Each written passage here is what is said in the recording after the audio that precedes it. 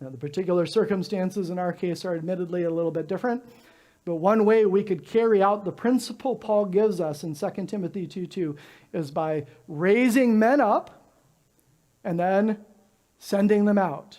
Raising men up and sending them out. On October 10th, 2022, RCCC called Justin Goza as its first ever associate pastor.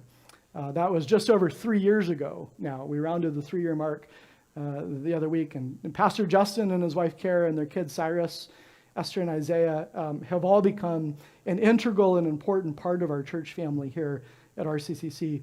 And I know that many of you have been blessed by their ministry here. When we brought Pastor Justin on, we recognized that there was an intentional mentorship component to his position. Our goal was never to bring someone in and have them just be an associate pastor here at RCCC for the rest of their lives. That wouldn't be healthy for them. It probably wouldn't be healthy for the church.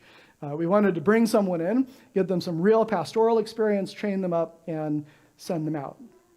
Well, after much prayer, as well as dialogue with his family and the elders here, Pastor Justin is sensing that now is the moment in the life of their family when it would make sense to begin pursuing those next ministry steps, possibly a senior pastor position somewhere. Justin has the full support and blessing of the elder board in this, in order to take some time and rest and catch his breath with his family before jumping into the next thing. Pastor Justin will be stepping down from his role as associate pastor here at RCCC after Sunday service next week.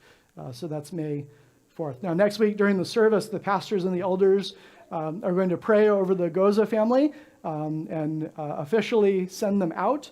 And then after the service, we're going to have a church-wide potluck to celebrate the Goza family's time here with us at RCCC. And so that is the purpose of the potluck. If you thought it was a little bit strange that we were having a follow-up potluck so quickly, that's the reason. If you want to change what you signed up to bring in light of this news, we're going to make sure that the sign-up sheet is available on the communion table after service. So if someone can help me remember to do that, we're going to put it right up here if anyone wants to make sure that they sign up or wants to change what they have signed up.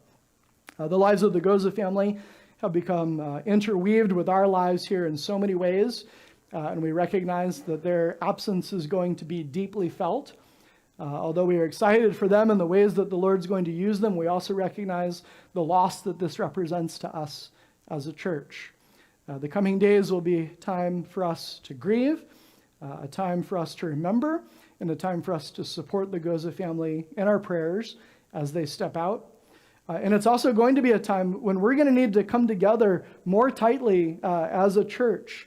Pastor Justin and his family have served the church in so many ways, and we're going to need to cover many of those things now together as a congregation. And so what that means is that if you've been here on the sidelines for some time, we're going to ask you now to step up to the plate and begin to serve in some area of the life of the church.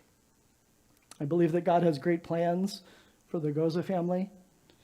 I believe that he has great plans for our CCC as well. And so as we adjust to this news and move forward into the future that the Lord has for us, may we continue to place our hope in him. He is, as Psalm 3 tells us, our glory and the lifter of our head. And here at RCCC, we will, of course, continue to endeavor to pass the baton to the next generation of Christian leaders.